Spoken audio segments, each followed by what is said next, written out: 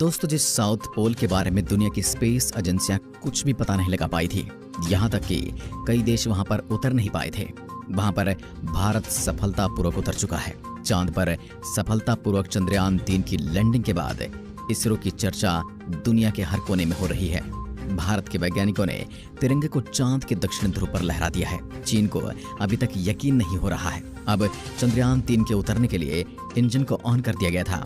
उस समय सभी की धड़कनें बहुत ज्यादा बढ़ गई थी। वैज्ञानिक दल एक सेकंड भी नजरे ग्राफ से हटा नहीं पा रहे थे, लेकिन वैज्ञानिकों की मेहनत ने भारत को चांद पर सही सलामत पहुंचा दिया। रूस का मिशन फेल होने के बाद दुनिया भारत का इंतजार कर रही थी कि आज हर तरफ भारत की स्पेस एजेंसी के चर्चे हो रहे हैं। विक्रम लैंडर ने चांद के दक्षिण ध्रुव की सतह पर सफल लैंडिंग करके ऐसा कमाल कर दिखाया है जो अमेरिका, चीन और रशिया जैसे बड़े देश भी नहीं कर पाए। लेकिन दोस्तों, आखिर के 20 मिनट इसने कैसे पार किए थे और फिर उतरने के बाद रोवर को वैज्ञानिकों ने बाहर कैसे निकाला और उसने वहां से पहली तस्वीर क्या भेजी, सब कुछ आपको आज के इस वीडियो में बताएंगे। दोस्तों, 23 अगस्त के दिन पूरे भारत में एक प्रकार से खुशी का माहौल था, तो वहीं दूसरी ओर लोगों के मन में एक टेंशन भी थी। जैसे जैसे शाम का वक्त हुआ, चंद्रयान 3 चांद के नजदीक पहुंच चुका था। अब उसके सामने बहुत बड़ी कठिन परीक्षा को पास करने की चुनौती थी। उसे वहां उतरना था जहां आज से पहले कोई नहीं उतरा और शाम के 6 बजे भारत की किस्मत लिखी जानी थी। चंद्रयान 3 का वो आधा घंटा बहुत ही ज्यादा वैज्ञानिकों के लिए टेंशन भरा था। 5:20 पर लोग टीवी पर आ गए थे। सब जगह पर करोड़ों लोग चंद्रयान 3 को लाइव टीवी पर देख रहे थे और प्रधानमंत्री नरेंद्र मोदी भी साउथ अफ्रीका से इसरो के साथ लाइव जुड़ गए थे और सभी उस पल का इंतजार कर रहे थे जब विक्रम लैंडर की लैंडिंग शुरू होने वाली थी, जिसे देखने के लिए सिर्फ भारत ही नहीं बल्कि पूरी दुनिया के लोग उत्सुक थे। और इस मिशन को लाइव देखने से भारत के दुश्मन देश चीन और पाकिस्तान भी खुद को रोक नहीं पाए थे। दोस्तों, आखिर के 20 मिनट सबसे ज्यादा मुश्किल थे और उन्हीं 20 मिनट के अंदर उसे सब कुछ करना था। समय 5:44 का हो चुका था। चंद्रयान का लैंडर लैंडिंग की तैयारी करते हुए चांद की तरफ बढ़ने लगा। अब उससे आगे का सफर इसे अकेले ही करना था। इसके लिए कंट्रोल सेंटर में बैठे वैज्ञानिकों ने एक बटन दबाया और इसके LS यानी ऑटोमेटेड लैंडिंग सीक्वेंसेस को एक्टिवेट कर दिया। इसके बाद यह दहाड़े मारता हुआ चांद की सतह की तरफ तेजी से बढ़ने लगा। उस समय इसकी रफ्तार 6048 किलोमीटर प्रति घंटा थी। इतनी स्पीड से चंद्रयान को घटाकर 0 स्पीड पर लाना था, क्योंकि अगर उतरते वक्त स्पीड कम नहीं होती तो इसके लिए मुश्किल खड़ी हो सकती थी। फिर वैज्ञानिकों ने झट से ही इसके इंजन को फायर करना स्टार्ट कर दिया। करीब 30 किलोमीटर दूरी से जब यह 10 किलोमीटर नीचे आया तो इसकी स्पीड काफी कम होती गई और इस सतह से सिर्फ 7.4 किलोमीटर ऊंचाई तक पहुंच चुका था। लेकिन 7 किलोमीटर से आगे का रास्ता भी इतना आसान नहीं था, जैसा कि आप इसे ग्राफ के अंदर देख सकते हैं। इससे आगे का सफर इसके लिए और ज्यादा कठिन था और इस समय इसे वैज्ञानिक कंट्रोल नहीं कर रहे थे, बल्कि यह खुद ही अपने आप को कंट्रोल कर रहा था। 7 किलोमीटर से नीचे आने पर इसने स्पीड को और ज्यादा कम कर दिया और यह काम इसके अंदर लगे 4 डी बूस्टर इंजन को चालू करके विपरीत दिशा में दबाव देने से धीरे धीरे रफ्तार कम होने लगी और यहाँ इसके रफ ब्रेकिंग फेज का अंत हुआ। अब यह सफलतापूर्वक अपने अगले पड़ाव में जा चुका था और फिर यह पहुंच गया एल्टीट्यूड होल्ड फेज में। अपनी लैंडिंग मिशन के इस पड़ाव में चंद्रयान 3 के विक्रम ने 2 महत्वपूर्ण काम किए, जिसमें से पहला था लैंडिंग में सहायक कारा और नासा सेंसर्स को चालू करना और दूसरा था चांद की सतह से अपनी ऊंचाई को कम करते हुए 6.8 किलोमीटर तक लाना। ये दोनों काम करने में इसे महज 10 सेकंड का समय लगा।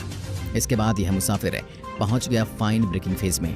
तीसरा पड़ाव काफी मुश्किल था, लेकिन वैज्ञानिकों की फुल तैयारी की वजह से चंद्रयान 3 फेज 3 में भी आसानी से प्रवेश कर जाता है और यही पड़ाव सबसे मुश्किल था। अगर कोई भी अंतरिक्षयान इस पड़ाव को पार कर जाता है तो उसकी सक्सेस पक्की है। पिछली बार चंद्रयान 2 इसी पड़ाव में आकर फेल हो गया था और सीधा चांद की जमीन पर गिर पड़ा था। इस बार वैज्ञानिक ऐसी स्थिति से निपटने के लिए पहले ही तैयारी कर चुके थे। इस पड़ाव से चंद्रयान 3 जब गुजर रहा था तब वैज्ञानिकों की सांसें अटकी हुई थी।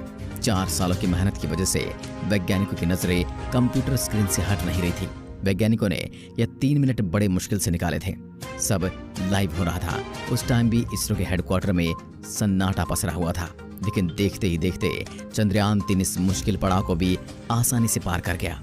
इस मुश्किल पड़ाव को चंद्रयान 3 ने आसानी से भी किया और अपनी पोजीशन को हॉरिजॉन्टल से वर्टिकल किया, बल्कि ऊंचाई को भी 6.7 किलोमीटर से 800 मीटर तक ले आया। और इस पड़ाव के अंत में विक्रम लैंडर की वेलोसिटी यानी रफ्तार भी 0 पर हो गई थी।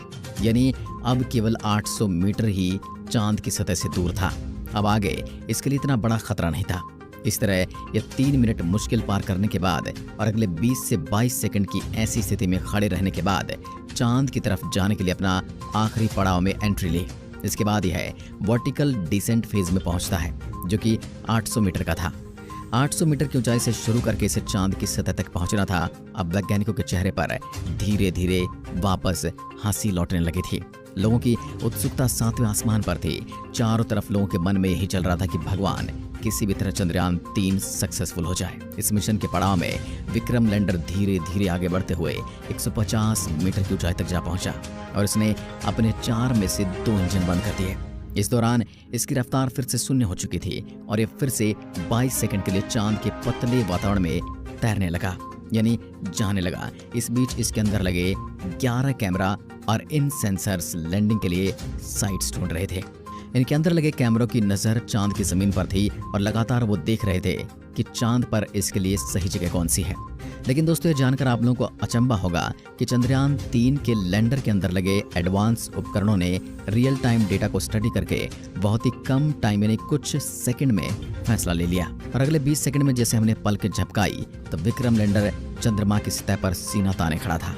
जैसे ही चांद की जमीन पर उतरा तो सबसे पहले इसरो के वैज्ञानिकों ने तालियां बजानी शुरू कर दी। लाइव देख रहे लोगों को भी कंट्रोल नहीं हो रहा था और हर तरफ उमंग और उल्लास का माहौल बन गया। लोग एक दूसरे को बधाई देने लगे। भारत के दुश्मन भी इसरो की इस अपार सफलता को देखकर जलकर राख हो गए। दोस्तों, भारत की यह जीत कोई छोटी मोटी जीत नहीं थी, बल्कि इसे ऐतिहासिक जीत कहा जाए तो कम नहीं होगा। इसने पूरी दुनिया में भारत का नाम ऊंचा कर दिया। जो काम इसरो ने चांद के दक्षिण ध्रुव इलाके में किया, वह बड़े बड़े महाशक्ति देश भी नहीं कर पाए। यानी इस कामयाबी के साथ भारत दुनिया का पहला देश बन चुका है जिसने चांद के दक्षिण ध्रुव पर फतह हासिल की है। दुनिया के महाशक्तिशाली करोड़ों अरबों डॉलर बहाकर भी ये काम नहीं कर पाए। वह काम भारत के चंद्रयान ने बहुत ही कम बजट खर्च करके पूरा कर दिया। जो पश्चिमी देश कभी इसरो की तरफ देखते भी नहीं थे, आज इसे सलाम कर रहे हैं। यह आज हमारे भारत के वैज्ञानिकों की मेहनत का परिणाम है कि दुनिया में भारत का नाम ऊंचा हुआ है। अब भारत का नाम उन विकसित देशों में गिना जाएगा जिन्होंने सफल लैंडिंग की थी। इससे बड़ी गर्व की बात आखिर क्या हो सकती है। साथ ही चंद्रयान मिशन की सफलता को देखकर साउथ अफ्रीका में बैठे प्राइम मिनिस्टर नरेंद्र मोदी भी खुशी से गदगद हो गए थे और उन्होंने अपने भाषण में इसरो के वैज्ञानिकों की जमकर प्रशंसा भी की। साथ ही उन्होंने इसरो के वैज्ञानिकों को बधाई देते हुए कहा कि आज के दिन हर भारतीय अपने घर में उत्सव मना रहा है क्योंकि भारत अब चंद्रमा पर है। अभी इसने वहां से तस्वीरें भी भेजना शुरू कर दी हैं और जल्दी ही ऐसी खोज करने वाला है कि सभी देशों की आंखें फटी की फटी रहने वाली हैं। दोस्तों, अगर चंद्रयान 3 का ये वीडियो आपको पसंद आया है तो चैनल को जरूर सब्सक्राइब कीजिए और चंद्रयान से जुड़ी अपडेट हम आपको सबसे पहले पहुंचाने की कोशिश करेंगे। धन्यवाद। जय हिंद। वंदे मातरम।